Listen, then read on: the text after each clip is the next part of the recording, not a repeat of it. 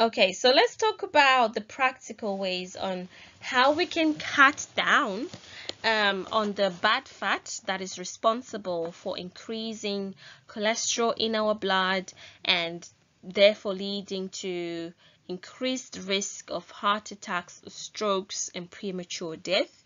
So, for example, it can be breakfast. Maybe you're making toast and you want some egg. Then you can look at better ways of cooking that egg. So that can be boiling, that can be poaching. Maybe you want to make a scrambled egg. You don't have to add butter to it. Also, if you want to make a fried egg, then you can use rapeseed oil or the spray.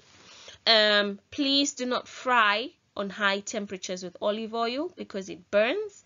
Once it burns, it turns into a bad fat. So things can go from 0 to 100 real quick. When the temperatures go up, olive oil will not be your friend, it becomes your enemy. So by all means necessary, please avoid using olive oil. If you are frying things on high temperatures, it's best to use rapeseed oil. Okay. We also have making casseroles or using a non-stick pan, for example. That can really help on the amount of fat that you're adding, especially when you're using the spray. This has got 1 calorie per spray, which is really helpful. So non-stick pans, they are quite popular these days, and I don't know if there's any specific brand that's better than the other, but whatever you can get your hands on that can be helpful with your spray. It helps food not to stick to your pan, and it helps you limit or cut down on the amount of fat that you need to add so that your food doesn't stick to your pan, and that can help with the calories you're consuming.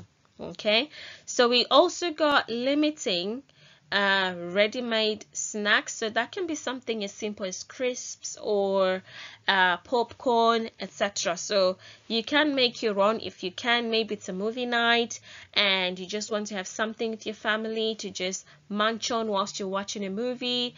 Then it's best to make your own. It's cheaper. 1 bag can last you longer. You can pop them again, and you can add the stuff that you like, that is healthy for you. There's also nuts. For example, you're at work and maybe you need some munchies whilst you're at work. Instead of crisps, you can get some nuts. Just make sure that they're not the honey glazed or some fancy nuts that's got already coatings on them, because again they've got the sugar might be high, the salt might be high, and also the fat added to that food might also be high. So if you can just get normal ones or the ones that don't have salt onto them, that will be great. Also, if you maybe you've come back from work and you just want a quick pudding, for example. So instead of buying something on your way from work to home, you can always find recipes that can allow you to just make something quickly and enjoy, because that can be healthier in the sense that you're not adding too many additives or preservatives to that.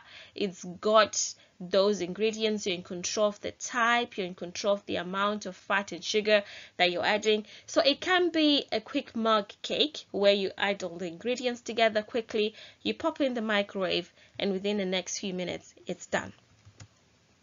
The other thing I wanted to stress on is the processed meats. So processed meats have been preserved by smoking, adding salt, curing, or even adding chemical preservatives to them. So they are convenient, and in some cases they are even affordable, but the only thing is they can be very high in fat, in salt, and sugar. So all the things that we're trying to avoid. That's why they taste nice. But we're trying to make healthier changes here.